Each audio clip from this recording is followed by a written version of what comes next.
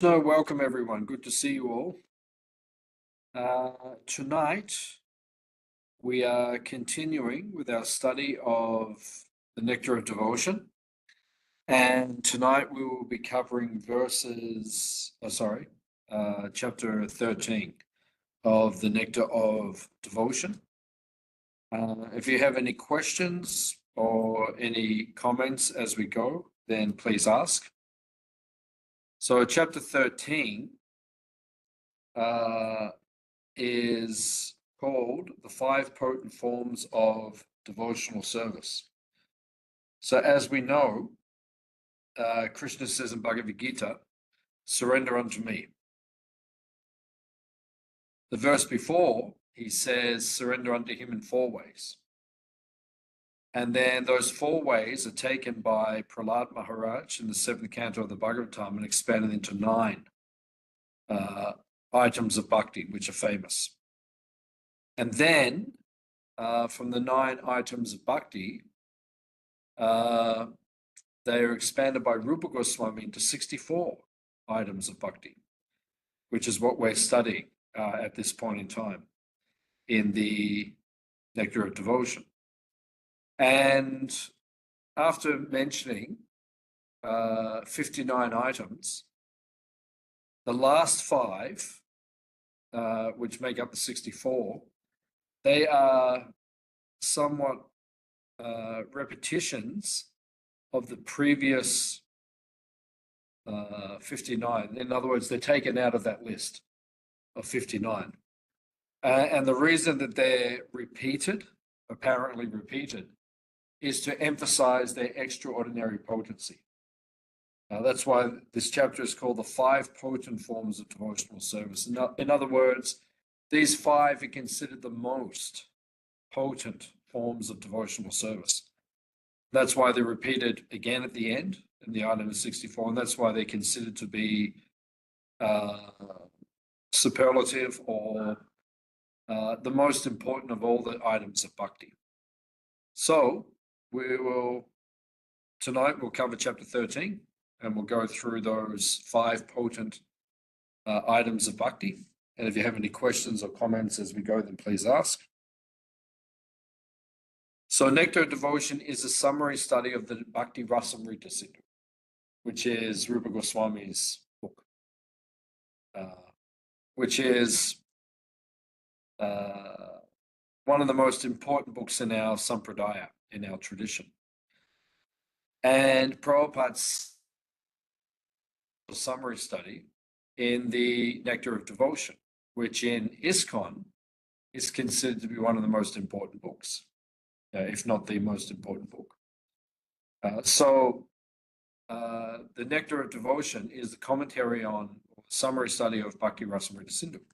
So in the Bhakti-rasmrta-sindhu, it mentions in the Sanskrit these 5 items. So the first is Mathura Mandale Sthiti, which means residing in Mathura Mandala. Mandala means the mandala. It means like the space or the place, the mandala. You know, like we draw mandalas on the ground. You know, those artistic designs they do in India. You know, sometimes you see amazing designs. In Mayapur on Diwali, they do amazing mandalas. They design them. So Mathura Mandala means in the realm of Mathura. Sthiti means to reside in that place, to stay in that place. Sthiti means like fixed or to stay in that place. So Mathura Mandala Sthiti is one of the most important items of bhakti. Previously, it has been mentioned to visit Vrindavan, visit Mathura. And now it is saying to stay there, to live in there, which can mean physically, it can also mean mentally or within the mind, one can reside. If one can't physically reside in Mathura, Vrindavan, then one can reside there in the mind. The second item is Srimurte Anguri Sevane, which means to worship the Sri Murti, or the deity of Krishna. Sevane means to serve. It is service. Sometimes deity worship is called puja. Puja literally means like worship. So it invokes a mood of awe and reverence. Whereas here it says Sri Murtir, Angri, Sevane means to serve. So it kind of denotes a more intimate relationship with the deity, which is what Rupa Goswami and Chaitanya Mahaprabhu are ultimately teaching, that we worship the deity in service. Instead of like in a mood of worshipping in awe and reverence, it means like doing intimate service for the deity. Because when one becomes advanced in Krishna consciousness, that will be the meditation of the devotee. He will think, let me serve the deity as opposed to worship the deity. Let me do service, intimate service, as one does for a friend, for a lover, or for a son. So it's a very high meditation, which is what the Bhakti-rasmrta-sindhu, the Nectar of Devotion, is gradually leading us to.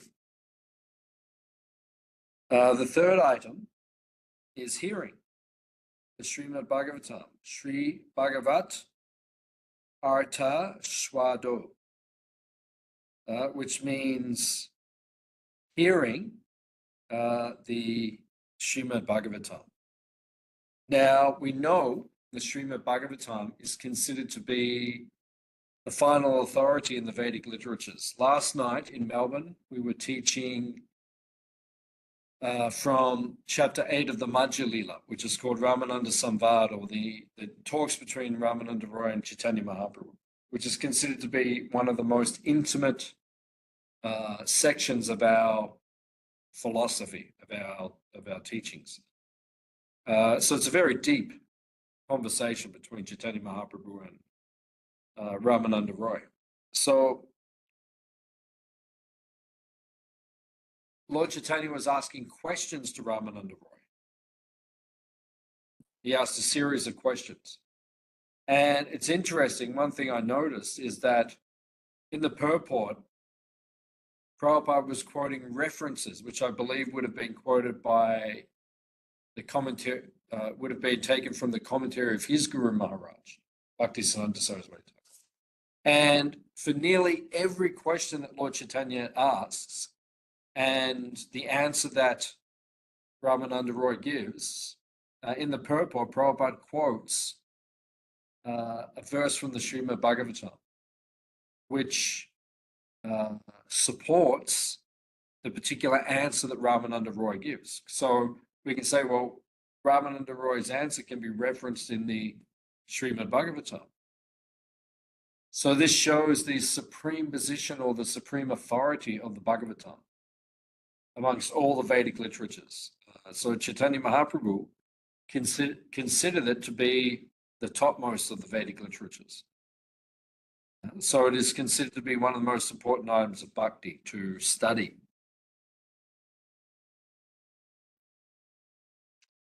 And then Srinama Sankirtanam,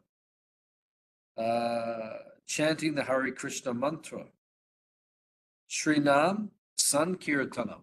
Sankirtana means Samakirtan. Samakirtan means together in a group, congregationally. Congregational chanting of the holy name. This is the Yuga Dharma. It is the process for self-realization in the age of Kali. Kali Namarupe Krishna Avatar. It says in this age of Kali, Krishna appears as the holy name. So this is Sankirtan. Chaitanya Mahaprabhu says in the Shikshastika, Param Vijayate, Sri Krishna Sankirtana.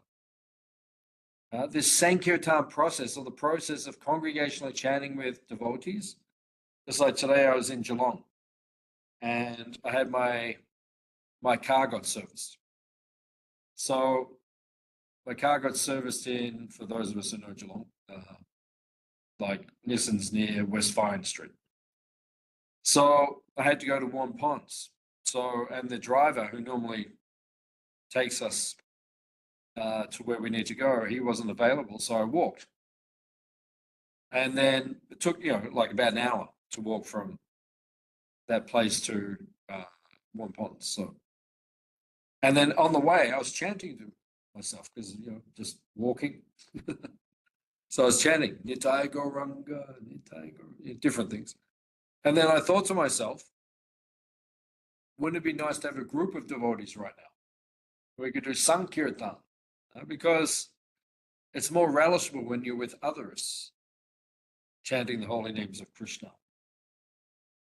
So this is called Samakirtan, or Sankirtan, which means congregational chanting. Param Vijayate Sri Krishna Sankirtanam. Lord Chaitanya says Param. Param means supreme. Vijay. Jai means victory, glory.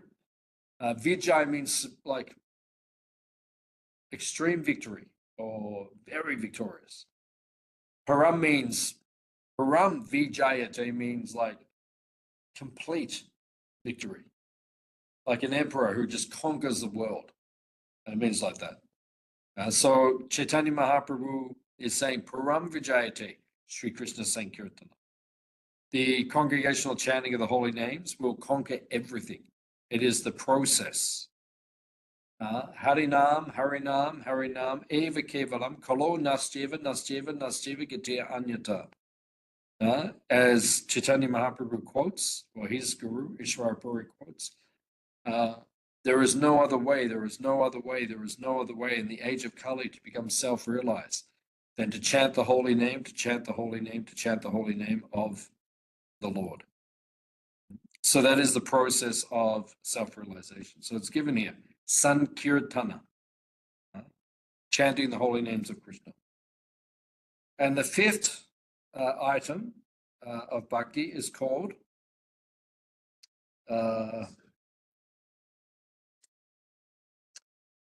Sajati Ya Shaya Snigdha Sri Bhagavad Bhakta Sango, serving a devotee.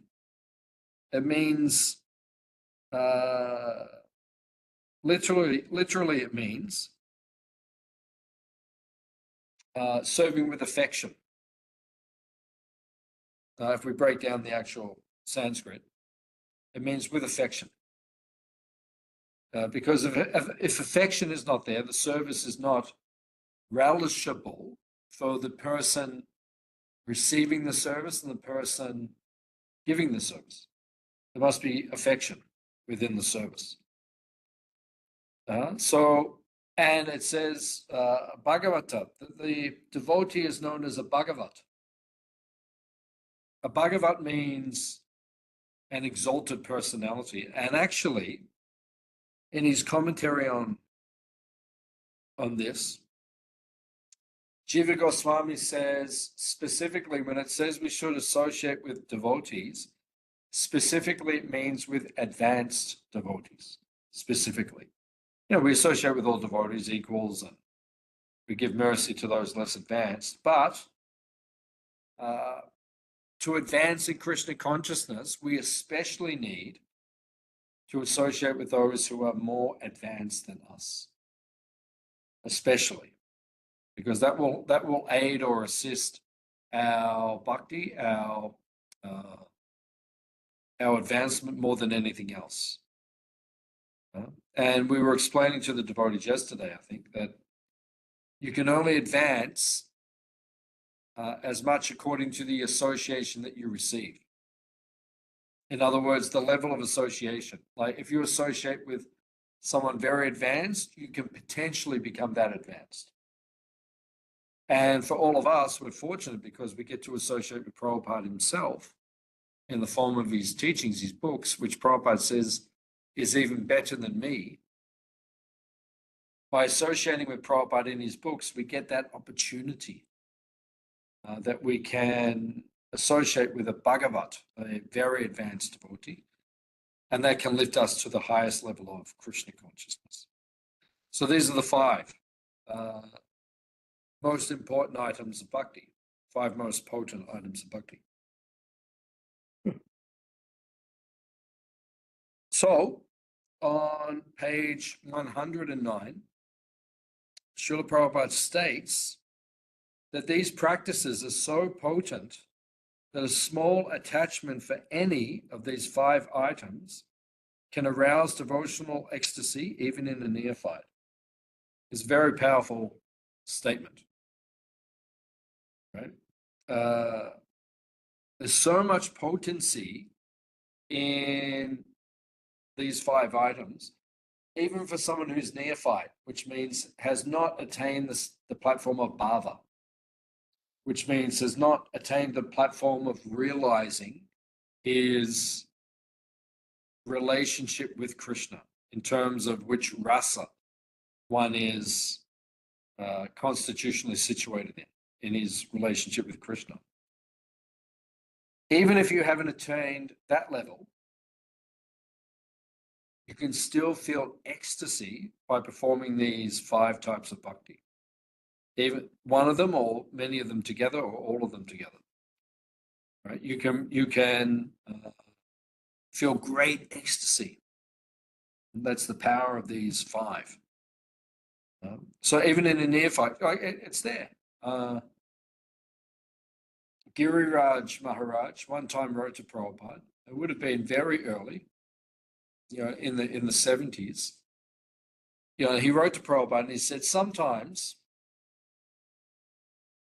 when I'm in the Aarti ceremony of Rasa Bihari in Mumbai, the deities, he said, sometimes when I'm in the Aarti, tears come to my eyes. He wrote that to Prabhupada.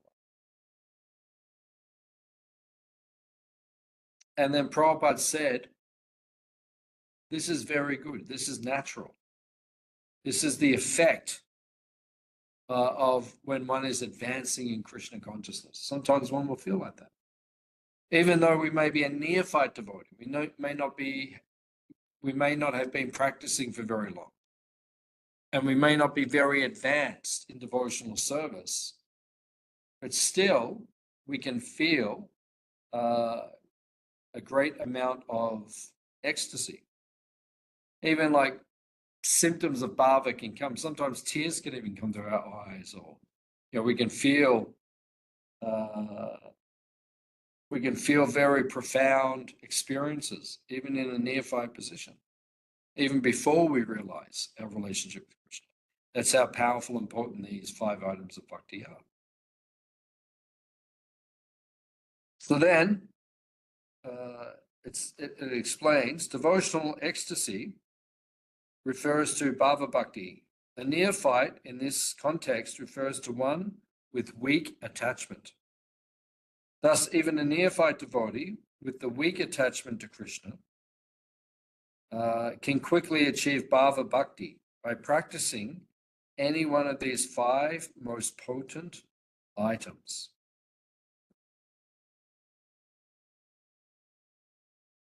Now, spiritual, in the book of Waves of Devotion, it mentions spiritual program for rapid advancement. Srila Prabhupada used these 5 most potent items as pillars on which he built ISKCON's basic spiritual program. Right? Chanting Hare Krishna, which we do daily. Daily hearing the Srimad Bhagavatam. Deity worship, which we engage in our temples around the world on a daily basis. Associating with the devotees. And the establishment of facilities in Mayapur and Vrindavan. So Prabhupada based ISKCON on the teachings which are given to us in the Nectar of Devotion, the Bhakti-rasmrta-sindhu. So these 5 items of bhakti, these are like the central focus of every devotee in the Hare Krishna movement. This is how we advance. by carefully observing these 5 types of bhakti, which are mentioned. Any one of these items can quickly arouse bhava, even in the neophyte. However, these powerful items will not bestow their effects as long as we commit offenses. That's why Lord Chaitanya says in the 2nd verse of the Shikshastika, Durdaivam idrisham ihajani nanuragaha. Nanuragaha. Anurag. Anurag means like, developing a rag, like a attachment or a taste for chanting, which is our goal. We want to develop a taste for chanting. But Durdaivam means we are unfortunate. We're unfortunate because sometimes we feel like we don't have a taste for chanting, or we don't have a taste for hearing about Krishna or engaging in devotional service. So then Lord Chaitanya says, Durdaivam, we are unfortunate. Now, what is that Durdaivam? That misfortune, what is that? That disallows us to develop a taste for devotional service, in particular for chanting the holy names of Krishna. Bhaktivedanta Thakur, in his commentary on Shikshastika, he says that it is offenses. If you commit offenses in devotional service, that will restrict you from feeling ecstasy in your bhakti. Now, the offenses are of 4 kinds, 4 general categories. There's Vaishnava aparad, Nama aparad, Seva aparad, and Jana aparad. These are the 5 broad categories. First is Nama aparad. Nama aparad means to commit offenses against the holy name of Krishna while chanting. Bhaktivedanta Thakur explains the source, because there are 10 offenses while chanting the holy name. The 10 offenses we mention after Mangalati every day in our temples around the world. We go to Mangalati, and then after Mangalati, we recite the 10 offenses to refresh our memory in regards to chanting the holy name of Krishna. Now, Bhaktivedanta Thakur says the cause of all the offenses is inattention while chanting. It means to chant inattentively, and you see it all the time. Devotees do it. They chant inattentively. Japa is actually a meditation, right? Where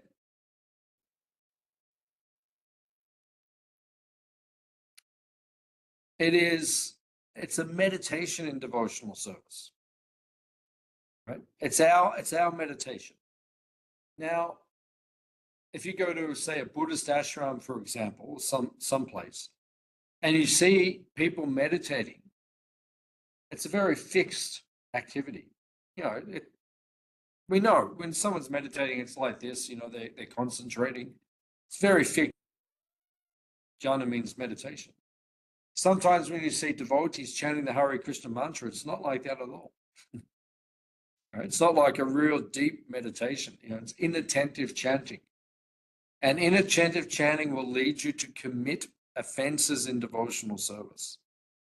Because if you don't respect Krishna properly, it's like the example is given, like if you invite someone to your house and then you don't receive them nicely, or they come to your house, they're in your house, but you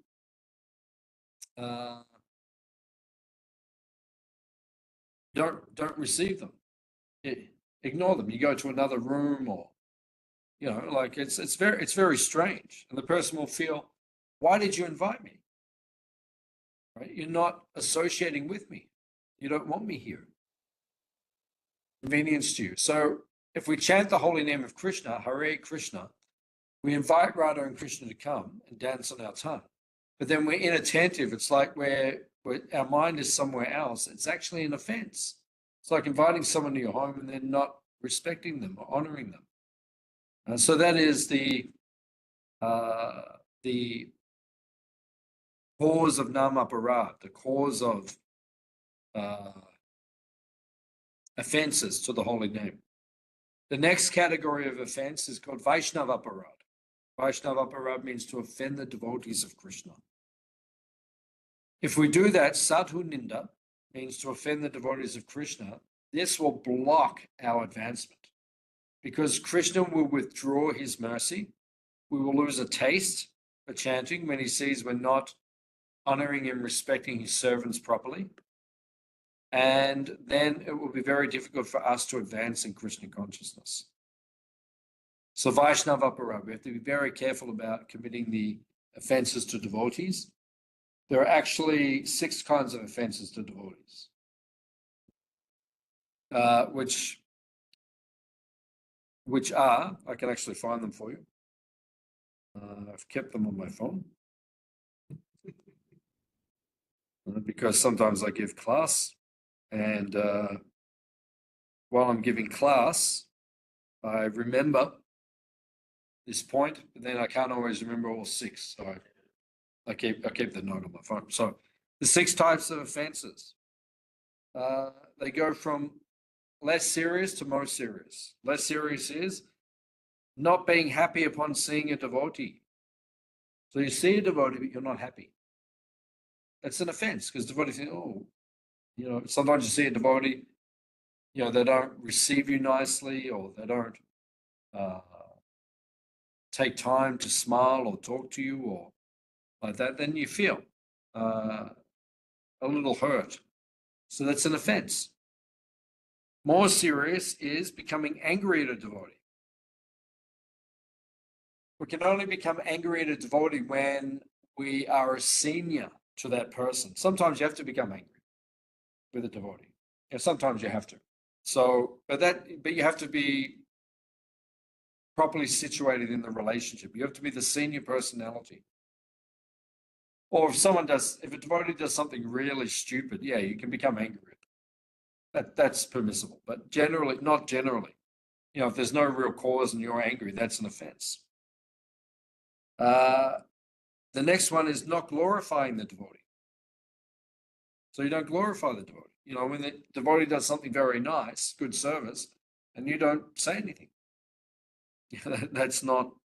It actually says there's an injunction that one should not fail to glorify the guru or the spiritual master in his presence, because the spiritual master has so many glories, and it's actually improper not to glorify them if they've done something. They've always done something extraordinary. Then to be envious of a devotee, and envy will come out in 3 ways: in the thoughts, in the words, and then in the actions. So if you're envious in the mind, then your words and your actions will be negative or envious. And then to blaspheme the devotee, to criticize them openly or covertly, this is also an offense. And then finally, the most serious offense is to kill the devotee, which, we should avoid at all costs. So these are the 6 types of aparadas. So there are nama aparads, Vaishnava aparad, then there is seva aparad. Seva aparad, these were mentioned in chapter 8 of the Nectar of Devotion. If you go back, so many different offenses that you can commit to the deities. There's 64 items, 64 offenses to be avoided. That's what chapter 8 is called, offenses to be avoided. So there are 64 different types of offenses. And then the final category of offense is called jana aparad. Jana aparad means to offend anyone. Just the jana means the living entities. To kill a plant unnecessarily, to kill an insect unnecessarily, to kill an animal unnecessarily. This is called jana aparad. To commit offenses just to living entities in general, or to disrespect even a non-devotee. Sometimes we do this, especially when we're young. in devotional service. We disrespect non-devotees. We think, oh, the devotees are okay, but the non-devotees, they're not worthy of our respect, and sometimes we disrespect them. That's called jana aparad. So we have to avoid these aparadas if we want to advance in Krishna consciousness. Otherwise, you won't get a taste for these different types of devotional service. Ecstasy will not come. Right? You won't feel ecstasy in chanting and reading the Bhagavatam, associating with the devotees, worshipping the deity, or going to the holy dham. If you commit offenses, you won't feel ecstasy, even while you're practicing those 5 types of bhakti.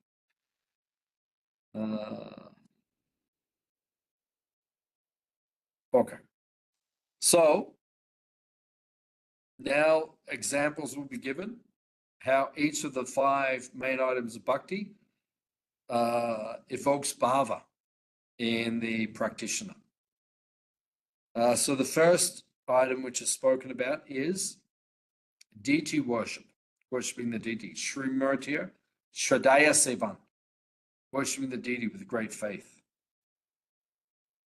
This is from page 109.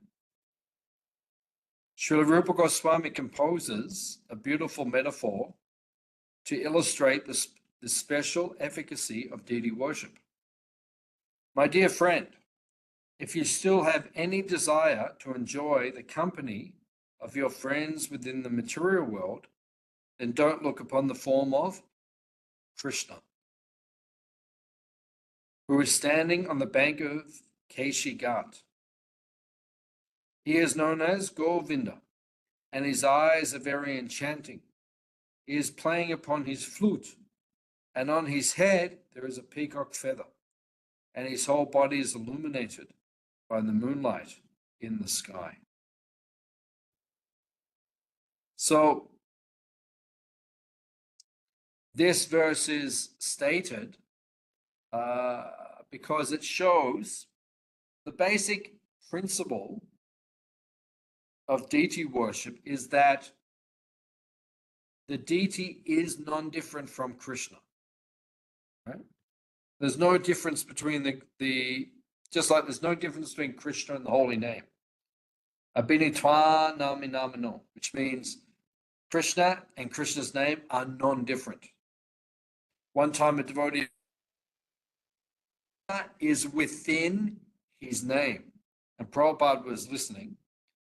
And Prabhupada said, where is Krishna in his name? Krishna is his name. Right? The holy name in Krishna, Abhinitva Nama Nama, they are non-different. It's not that Krishna is within it. It is Krishna in every respect. So this is the basic principle of deity worship. The deity is Krishna. This is what Chaitanya Charitamrita explains. There's several pastimes, Shakshi Gopal and Chirchor Gopinath. These different pastimes are given to make us understand that the deity is non-different from Krishna. So this verse is given by Rupa Goswami that we should see the deity exactly as we would see Krishna on the bank of the Jamuna, playing his flute, bathed in moonlight. Right? He is all attractive. He is non-different. Right? That is Krishna. So Rupa Goswami is making this point. We have to understand he is Krishna. The deity is Krishna. It's non-different. And we have to learn to see the deity like that.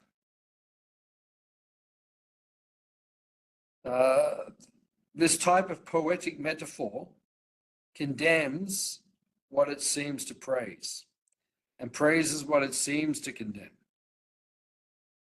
This is called parokshavad. Parokshavad means speaking indirectly. The whole spiritual world is like that. Everyone speaks indirectly.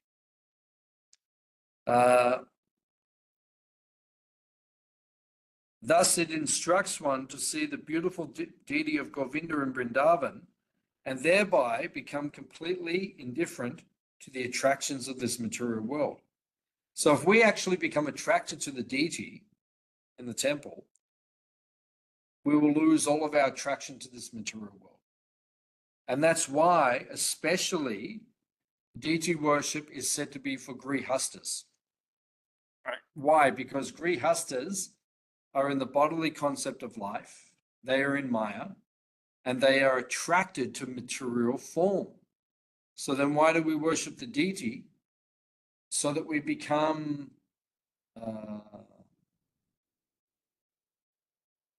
we lose our attraction to material form and replace that attraction with spiritual form. That's why we do deity worship. So that is the basic premise of deity worship, that we worship the deity so that we lose our attraction to material form, right? And we become attracted. That's why for grihastas it's important to do deity worship on a regular basis. Complete indifference is one of the 9 symptoms of bhava bhakti, namely virakti.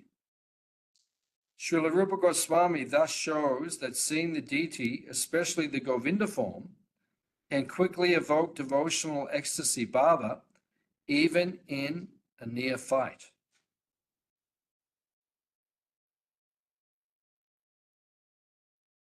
So the next item which is mentioned here is hearing the Srimad Bhagavatam. Srila Rupa Goswami composes a similar metaphor by calling a friend foolish for having heard the 10th canto of Srimad Bhagavatam and thereby becoming completely indifferent to the wonderful activities of Dharma, Artha, Kama, and Moksha. See Nectar of Devotion, page 109. He thus poetically instructs us to hear Bhagavatam, which is so glorious that even the 4 goals of human life are insignificant in comparison, because the 5th goal of human life, prema pumarta mahan, is said to be prema bhakti, loving devotional service to Krishna. Right? That is the 5th goal of life. That is not one of the 4 purusharthas. Right? The purusharthas are dharma, righteous behavior, artha, economic development, karma, sense gratification, and moksha, liberation. But higher than those 4 goals of human life is prema. Prema means to develop love of Godhead, unalloyed love of God. That is the ultimate goal of human life, to develop love for Krishna. So that is said to be the 5th goal of human life. So Bhagavatam concentrates on that goal. The other 4 are not accentuated or emphasized in the Srimad Bhagavatam. Dharma, Artha, Kama, and Moksha are not considered to be the goals of life according to Srimad Bhagavatam. That's why Bhagavatam is considered to be Paramahamsa Samhita, the scripture for the swan-like, the supreme devotees, the pure devotees. They will study the Bhagavatam. A denunciation of even liberation is a characteristic of bhava bhakti, namely moksha lakutakrit. Srila Rupa Goswami thus shows that hearing Srimad Bhagavatam, especially the 10th canto, can quickly evoke devotional ecstasy bhava in even a neophyte. So the summum bonum, the ashraya, the goal of the Bhagavatam is the 10th canto, which is said to be like Krishna's face. And when we study Canto 10 of Bhagavatam, we are coming directly into contact with Krishna's pastimes. And therefore, that is considered to be the most relishable and the highest part of the crescendo of the Bhagavatam. And when we hear the Bhagavatam, especially the 10th canto, if we're qualified and if we have a taste for it, then that will quickly produce ecstasy even in a neophyte devotee. That's how powerful hearing the Srimad Bhagavatam is. The next item is Sadhu Sangha, or serving the devotee. So this is from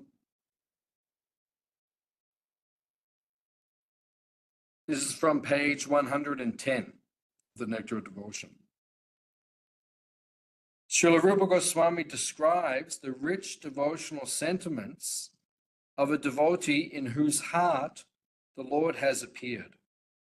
It is very astonishing that since I have seen this personality of Godhead, who is washed by the tears of my eyes, there is shivering in my body.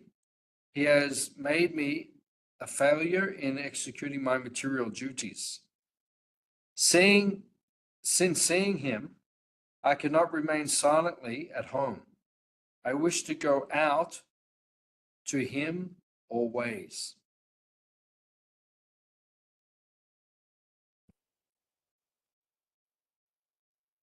So when one associates with advanced devotees, this will be the result. The result is by associating with advanced devotees who have a deep attraction and deep attachment to Krishna, you will also develop that type of attraction and attachment. So our advancement is very much dependent upon the association that we keep and that we attain. If we associate with advanced devotees, we will become an advanced devotee. That's the process. And if we associate with materialistic minded devotees, we'll also become materialistically minded. So we have to choose our association very carefully in devotional circles. This text seems to exemplify how one can achieve bhava by seeing the form of the Lord. However, the actual purport is that association with devotees who are enriched with the devotional symptoms mentioned above has tremendous potency to inspire our Krishna consciousness. This verse clearly illustrates the efficacy of serving a devotee. So we need to serve advanced devotees. We need to find their association, receive their association, and serve them. And that will allow us to give up our material desires and attachments. Nothing is more effective.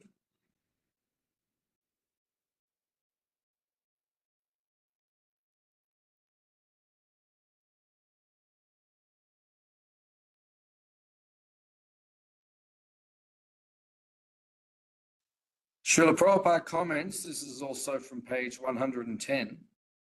The purport of this statement is that as soon as one is fortunate to contact a pure devotee, one must be anxious immediately to hear about Krishna, to learn about Krishna, or in other words, to become fully Krishna conscious. So when you come into the association of an advanced devotee, that should be your motivation to hear about Krishna from them, chant the holy name of Krishna with them, and then become attached to Krishna. That's the purpose of association. That's why we look for association with advanced devotees on a regular basis.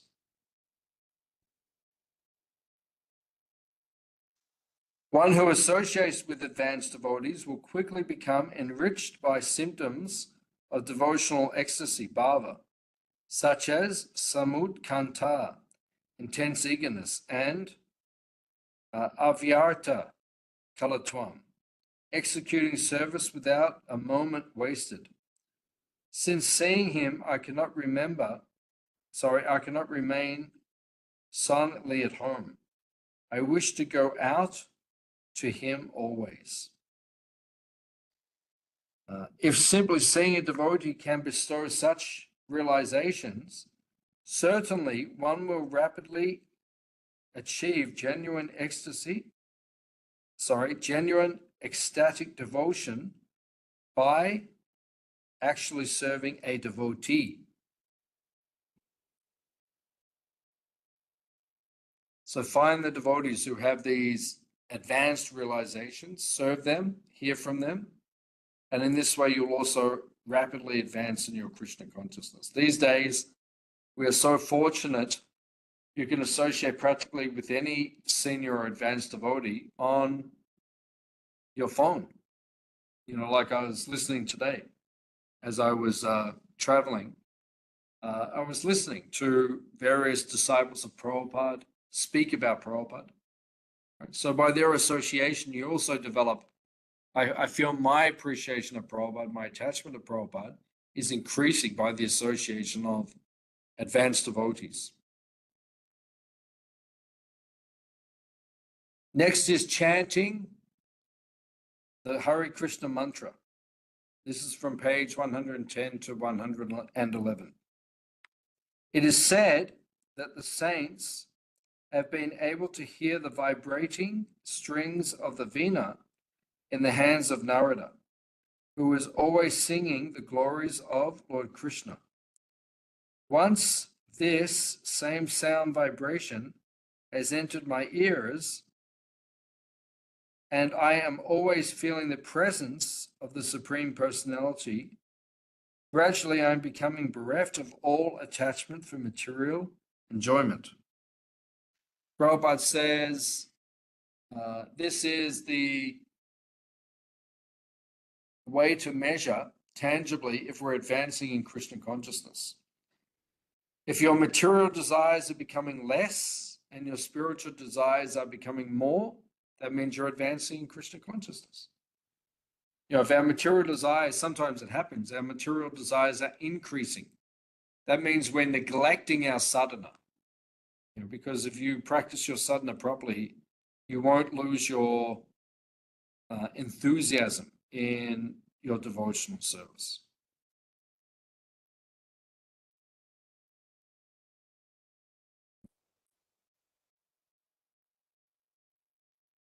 It is said that the saints have been able to hear the vibrating strings of the veena in the hands of Narada, one who is always singing the glories of Lord Krishna. Now this same sound vibration has entered my ears, and I am always feeling the presence of the Supreme Personality. Gradually, I am becoming bereft of all attachment for material enjoyment. The sound being heard in this verse is Narada's singing the glories of Lord Krishna, accompanied by the vibrating strings of the veena. Hearing Narada's kirtan causes one to become bereft of all attachments for material enjoyment. Actually, it describes in Anshalila of the Chaitanya Charitamrita that the Maha Mantra is actually the sound of Krishna's flute. You know, Krishna plays his flute in Goloka, and then it penetrates, that sound penetrates the coverings of the material universe, and it enters this material world in the form of the Hare Krishna Maha Mantra. So it is pure spiritual sound vibration. This complete detachment is a symptom of bhava, namely virakti. Srila Rupa Goswami thus shows that kirtan can immediately evoke devotional ecstasy, bhava, in even a neophyte. So it means that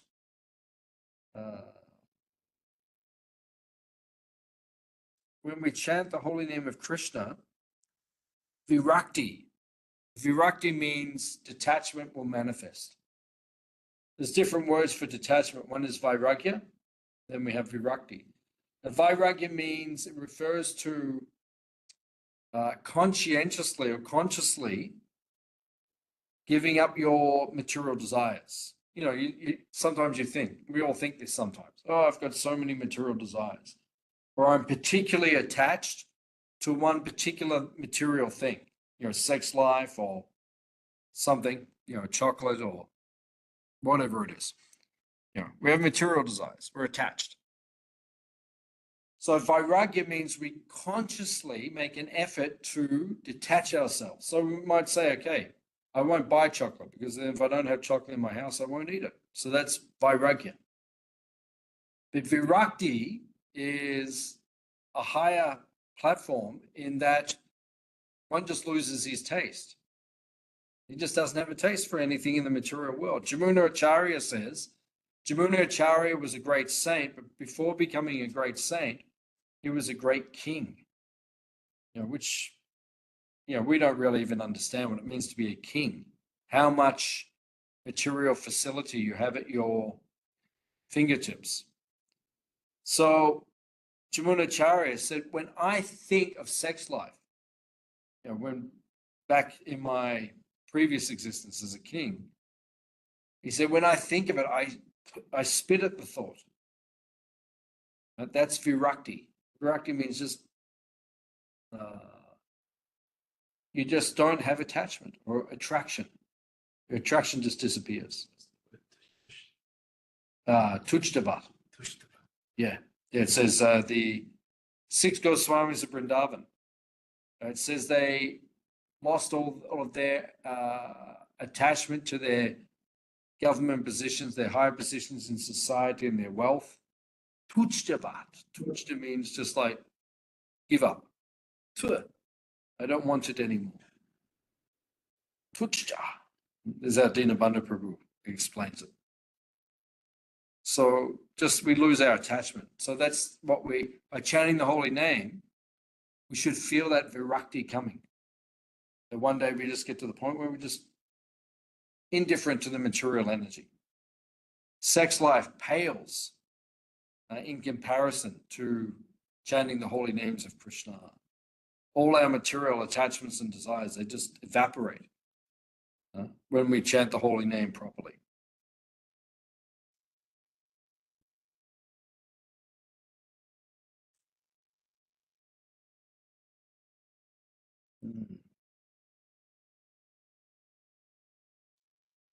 And then the next item, which is also discussed on page 111, is residing in Mathura. Srila Rupa Goswami describes the beauty of Sri Vrindavan Dham, decorated with the Jamuna, Kadamba trees, chirping birds, and the beautiful form of Shama Sundara. Simply remembering this beauty evokes bhava.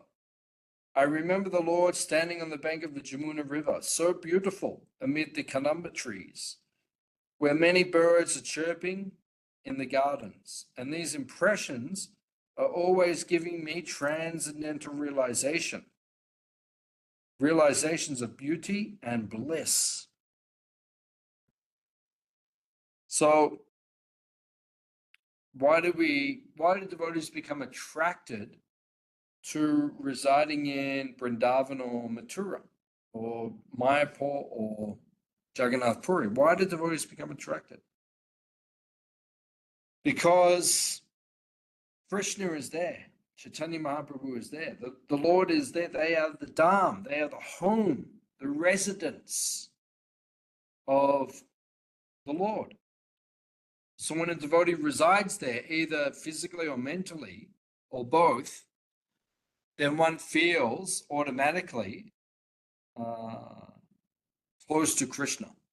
You feel that Krishna is present. Prabhupada actually said when he went on Braj Mandal Parakram in 1930s, Prabhupada went with his Guru Maharaj and many thousands of disciples around Vrindavan, Braj Mandal Parakram. So Prabhupada actually described that wherever he walked in Vrindavan, he expected Krishna to suddenly pop out from behind a tree. Right? That's the advanced vision of a pure devotee when he resides in the holy dham. That's why devotees like being in the holy dham, because Krishna is there. You can feel his presence. And for performing his pastimes in Vrindavan. So that's why he's become attracted to these places. According to Jiva Goswami, transcendental realization of beauty and bliss indicates mental realization of one's eternal serving mood, or Swarup Siddhi, which occurs during the stage of Bhava Bhakti.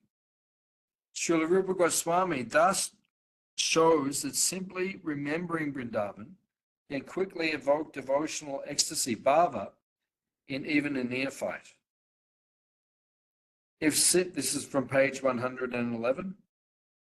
If simply remembering Vrindavan can cause such powerful realization, certainly our transcendental feelings will immediately be aroused by actually being there.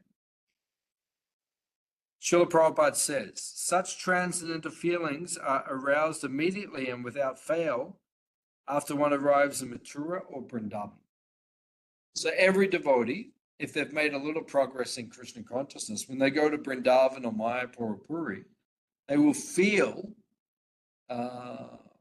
some extraordinary reciprocation from Krishna, because these places are his eternal dhams, his eternal, the eternal place where he resides. So, what are the results? Srila Rupa Goswami explains that the results of these items are not overestimations. They are true in certain cases and intended to describe the item's potential for evoking Bhava Bhakti when executed offenselessly. Sometimes these 64 activities are said to reward one with various worldly benedictions. But Srila Rupa Goswami explains that this is Srila Rupa Goswami explains that this is simply a way of attracting mundane people to devotional service. The actual result of these 64 activities is Bhava Bhakti. So when we read these 64 items, sometimes there's a stuti fal, or like a benediction which is given. If you do the service, you'll get this in return. But as it's being explained here, this is just for neophyte people, because they always want something. Most people in the world want something in return for their activities. Whereas a pure devotee does not want anything in return. He just serves Krishna for Krishna's pleasure. So it describes that that the actual goal for us is Bhava Bhakti. It is not the results, the benedictions which are given by performing devotional service. The reason we perform devotional service is to develop love of Godhead. Some practices like Varnashram and Jnana and renunciation were not mentioned in this list of 64 items. Are they items of devotional service? If not, what is their relationship to sadhana bhakti? So this is an interesting question. So in regards to Varnashrama, Rupa Goswami analyzes Varnashram Dharma and concludes it is not an item of bhakti. However, a devotee who is not yet fully attracted to unalloyed glorification of Krishna may utilize Varnashram Dharma to regulate and purify his distracting material desires. So Varnashram supports bhakti. It is not bhakti in and of itself, but it can support our devotional service. For example, marriage is certainly not one of the 64 items of devotional service. A devotee, however, may enter the Grihastha ashram if necessary, to avoid sinful life and stay on the progressive path. If such varnashram activities are aimed at purification of the Lord for the Lord's pleasure, they can be considered a subsidiary item of devotional service. Without being aimed at eventual purification and unalloyed surrender, no aspect of varnashram can be considered an item of devotional service.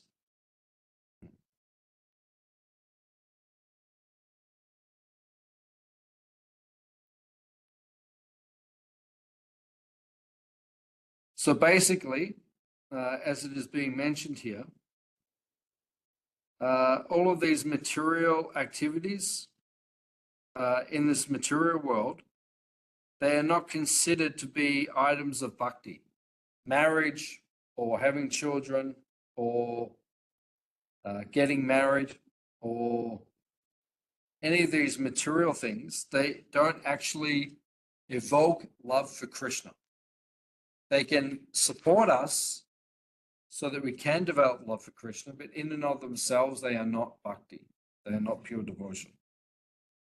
Okay, we'll stop there. Does anyone have any questions or comments on anything we discussed tonight?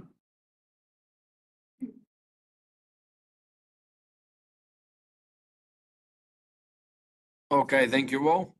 We'll see you next week. Srila Prabhupada ki jai. Hare Krishna. Thank you, Prabhu. Thank you for coming. Thank you, Prabhu. Hare Bol. Hari Bol. See you on Sunday. We'll see you.